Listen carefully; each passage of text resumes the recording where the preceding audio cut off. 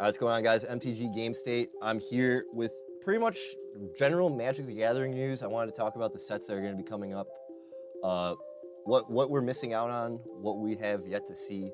Everyone's kind of hyped on Final Fantasy, so we will talk about that. We'll kind of review some of the spoilers. But there's some of my own personal thoughts I wanted to give that we'll get into. So yeah, come walk with me and let's learn about some stuff. All right. Crazy. So, coming up, we're kind of in between the release of Tarkir Dragonstorm. That's the current Magic product out right now. You can get it at your local game store, Amazon, wherever you want. But I want to talk about, because everyone in my community is just talking about how they're saving up their money. They're saving up all their time to play and do pre-release drafts or whatever for the Final Fantasy Magic the Gathering set. Just wanted to briefly review. Going into this set, releases June 13th.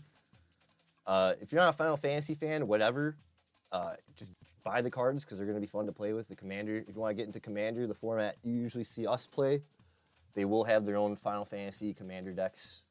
Do your own research as always on the Magic formats and what all that is.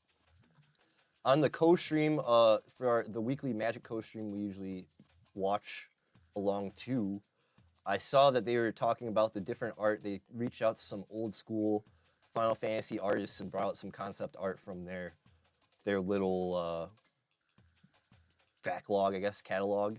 So I thought that was really cool. Just some cool things. Cactar is crazy. This really wild people's heads. Whenever this creature attacks, it gets plus 99999 until end turn. It's a nice callback. And if you're a Final Fantasy fan, but you only know some games over others, and you're like, what is this guy from? They're going to have the little game logo of what characters are from. Like, so Yuffie will be from FF7, it will be represented right there. And then the special extended frame art of the cards, I think mostly these will be creature cards or characters. They'll have the little Roman numeral of what game they're in, which is kind of a little cool. Neat little callback there. So I just want to quickly, just briefly show what's going on. Saga cards being creatures for the summons is kind of crazy. The chocobos, all that. Realistically, I just want to remind everyone of the June 13th coming up. It is already May 3rd. So June 13th isn't that long away. As we all know, Magic releases tend to just be shotgunned out. And moving on just like that, like it never happened. August 1st, once the summer hits, guys, we're going to be Edge of Eternities. This is the set in this whole segment I would really like to talk and spend time on. At MagicCon Chicago, I got all this spoiled to me at the panel. It's pretty crazy. It's first Magic the Gathering sci-fi crossover. Usually we're doing fantasy, high fantasy, steampunk in Magic cards, stuff that's like aligned to Dungeons and Dragons theme, or like Lord of the Rings fantasy worlds. Edge of Eternities is taking it to space, and I think it's gonna be really cool. It's gonna be obviously an artifact heavy set. If we're seeing Tezzeret here, this is a Magic card character. I don't know. I think it's going to be cool. All this stuff I got seen already. I've seen it already months before any of you people have. But I just wanted to go over it because the art looks beautiful. Why I'm saying pay attention to this over the Final Fantasy set. For people who want to flip and all that, maybe get both, obviously, get into everything. But if you're like wanting to figure out what set do I want to buy, what boosters I want to really save up for like expensive stuff or single cards I want to buy, I'm holding out for August 1st. Magic cards usually tends to do little tricks where they make you look one way, and behind your back there's something you didn't pay attention to, and you're like, oh. But if you're ahead of it, you kind of notice. And what I'm ahead of is Edge of Eternities, August 1st, space set, artifact heavy. It's going to have the Galaxy foil lands, I'm telling you. And if I'm wrong, I will correct the record. But yeah, so that's just what's going on here. Pre-release pack's going to have sick dice. Come on. And then since we're already talking about it, we'll just get briefly into Magic the Gathering X Spider-Man set. Still nothing really with the base set revealed to us. September 26th release date. So late summer. I think it's going to be cool. Some people were pissed with the color pie choices for the Spider-Man display panel cards that they showed us. But I'm not going to mince words about it. It's interesting. The Universes Beyond crossover sets are always, like same with Final Fantasy. But that's pretty more well received or like under the radar people. But the Universes Beyond crossover IP stuff with Magic, people tend to poo-poo. I take it in stride, because it's like, I know we're not going to get rid of it. Just got to figure it out. And speaking of figuring it out, Avatar Last Airbender, this got spoiled to me. We've covered this before on the show. November 21st. November 21st. Finally getting a release date on that for Magic cards. I don't think we're getting Commander decks for this set either. Don't quote me on that.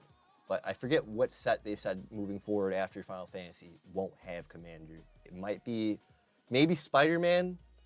I don't know because they did give us the Secret Lair Spider-Man cards with like, or Secret Lair, tongue-tied. Secret Lair cards with Iron Man and all that stuff, the Avengers. We'll see, but maybe Edge of Eternities is what I'm focusing on too much and you should really be looking into Avatar. We'll see, it's up to you. So moving forward into the news, I wanted to just briefly, again, recap spoilers.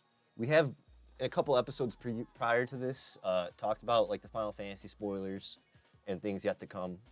But I noticed for the new lists cards, I think this is going to be for the Final Fantasy set, the list entry cards are going to be pretty big. It says release date May 12th, 2025. So I assume these are going to be the list cards that are going to be in the base set for Final Fantasy. And list is a secret set within a set that is just reprints of Magic cards. You can't use them in standard format, but you could use them maybe in a draft, I believe. But they're just nice little special cards that you can get. Some are a little bit more recent in Magic's history. It's kind of a weird reprint. Others are a bit older. I just want to see. So Unsettled Mariner, they didn't give it Ward 1. They still have the text originally. I want to see if they did some text updates on cards too. And you'll know it's the list because it'll have the little Planeswalker badge on the left. And these are usually kind of, since they're sets within a set, they're harder pulls to get. I just wanted to briefly look over some of them. Like Pongify is always good to get. Beast Within is always a good hit for my Commander players. Kindred Dominance is pretty interesting. Good destroy spell if you can run it. Mirror Entity will also be a good pull. If you're into Commander, these will be good to get. The Lorwyn stuff being teased to us is so crazy because they told us we're not getting a Lorwyn set. So I wonder what they're doing in the list. Same with some Changelings. We'll see. Arcane Denial, great Pauper Commander counterspell. So that's good to look out for. So I don't know. I was just really taken aback by the list cards that they put in. I think this is something I'm going to really try to collect. Usually I pay no mind to it. So if you got collector boosters or set boosters, pardon me, you're going to want to look out for these. Secret Lair, I think the only initiator around here, Secret Lairs are direct-to-order products you can get from Magic cards. They're reprints of all Magic cards from wherever, and they cross over with other artists. Like we got Rian Gonzalez here on Maskwood Nexus. And if you're in the Marvel Snap scene, you know Rian Gonzalez pretty well. Kindred Summons as a Secret Lair is cool. I think they did a Commander deck for Cats and Dogs, and that's why Rin and Siri is here, spoiled to us. But look into Secret Lair, do your own research, MTG Secret Lair, Google it, it'll come up easily. Some of these are really cool if you're on the single card market, just looking into it. If you don't want to buy direct, you want to buy the singles off TCGplayer. Some of these will be pretty cool. But as we say in the finance portion of the show, any card that has like a premium set, if it's like in Modern Horizons and there's only a couple cards printed of it, if it gets a Secret Lair, that tends to keep the price hooked up at a premium price. Just is what it is. Magic Online promo being Universal Automaton's weird, but whatever, I don't pay no mind to it. A Secret Lair drop for May 24th. Horn of Greed's pretty cool. This is the Lord of the Rings. I feel like the Lord of the Rings cards, they gave us way too many. We're just kind of going to be dealing with it. We've seen the Secret Lair Showdown, Garruk Wildspeaker.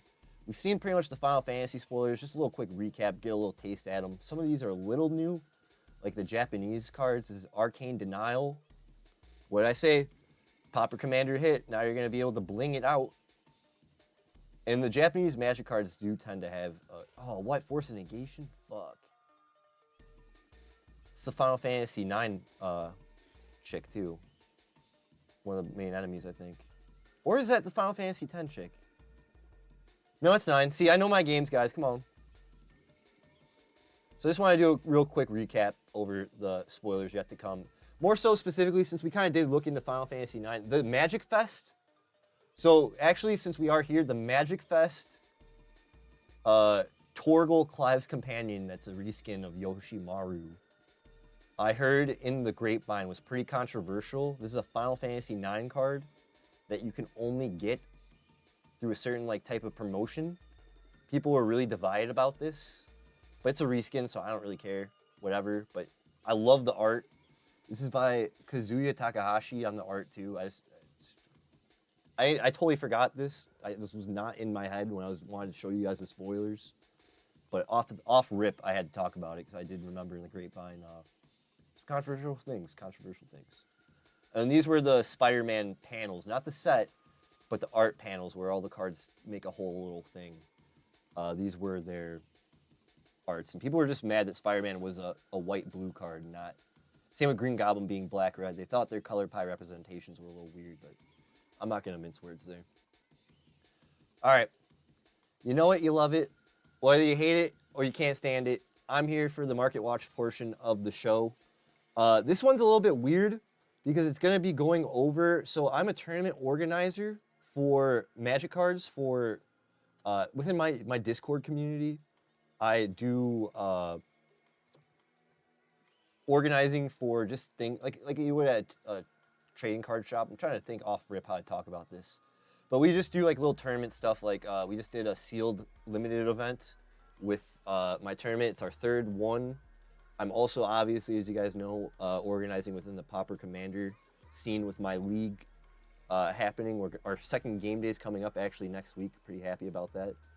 But I wanted to highlight cards in the Market Watch. Cards that were really cool to me or I thought were good on my last 3 limited sealed chaos events that we've done.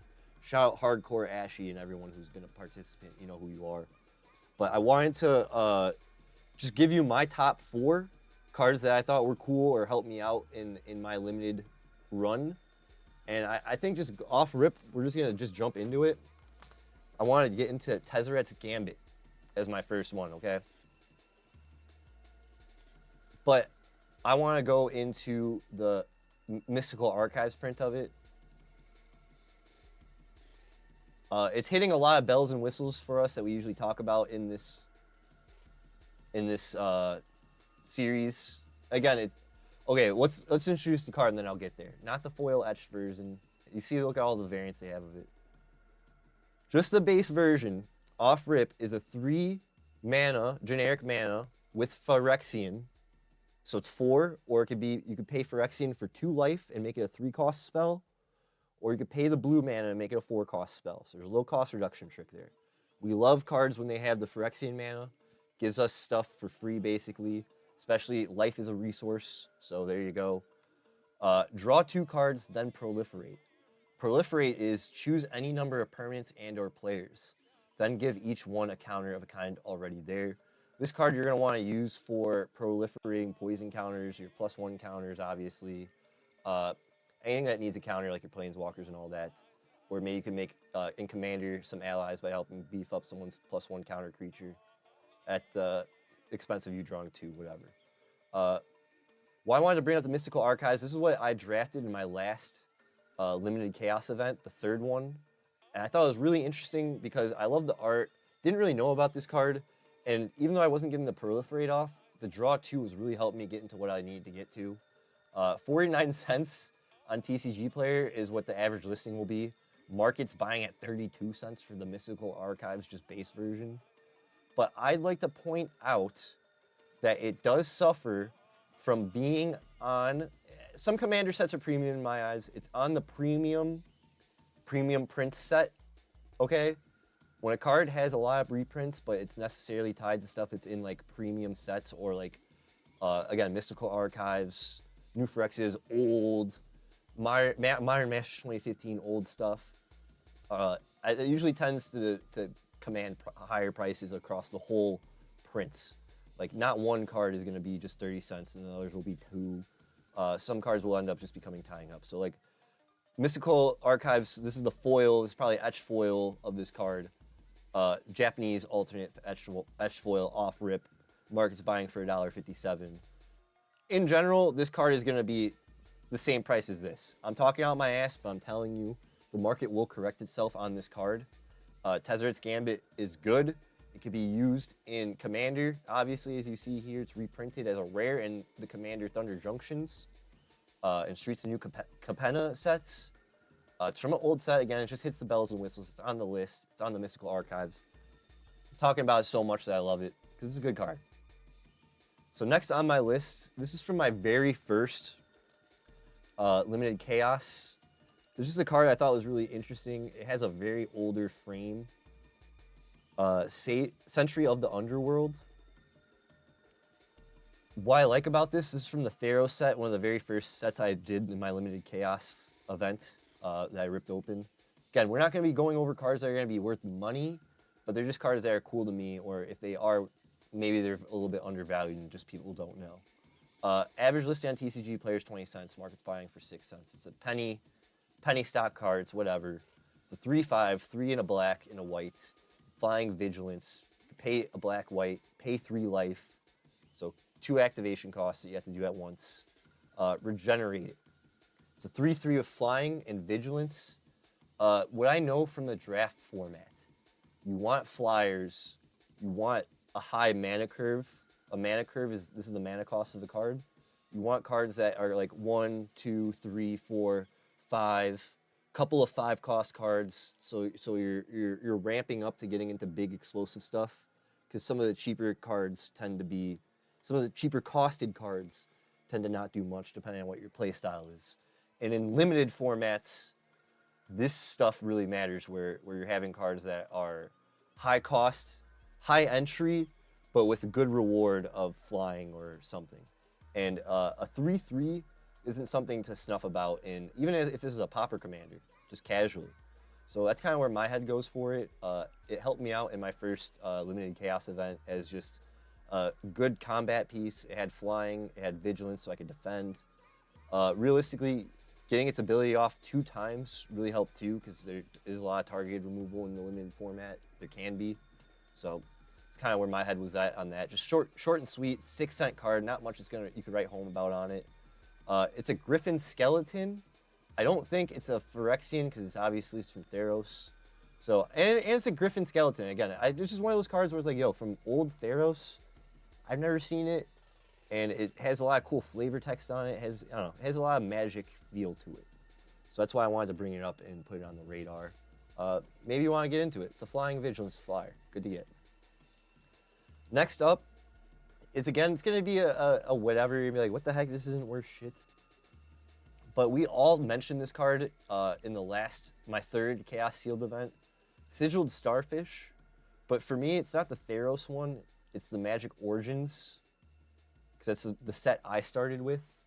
But I cracked, which was even funnier, the Magic's Origins list mystery boosters printing. That could tend to have a higher price than the original printing, okay? Some of this might make sense to you, some of it won't.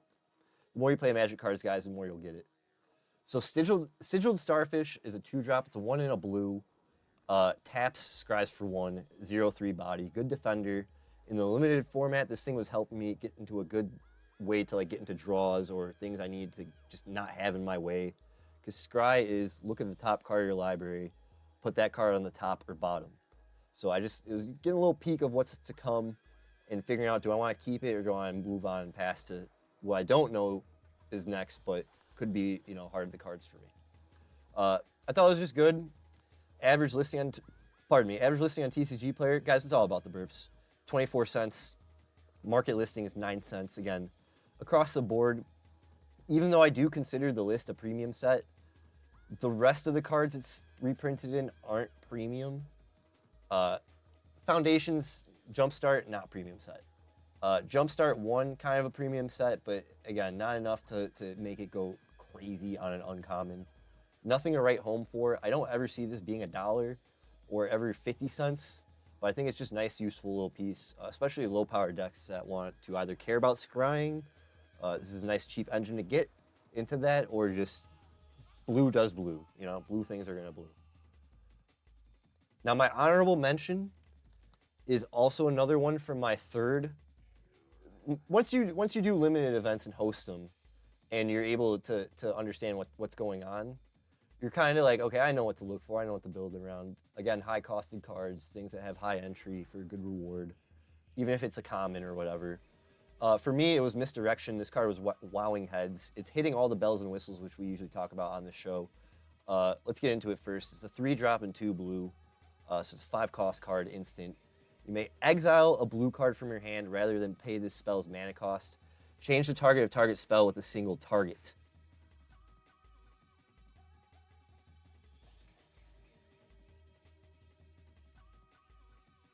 Pretty good. Average listing on TCGplayer $6.55. Market's buying, or average listing on TCGplayer $6.54. Market's buying at $6.55, at least for the mystery booster card version. Again, where it's hitting on the bells and whistles for me is alternative casting cards of costs. Alternative casting costs of cards are really good. This one casts for free to change the target of target spell with a single target. Not necessarily a counter, but if there's some targeted removal that's going to hit something you want to keep, this will misdirect it onto something else. It's kind of like a fork in blue, which I like. Another thing, I guess it's tied to the reprinted in premium sets clause. Conspiracy is a premium set, so it will, and because it's a rare and it's a blue cost card, it's a blue color card, and it has an alternative casting cost. It has like these 3 things tacked onto it.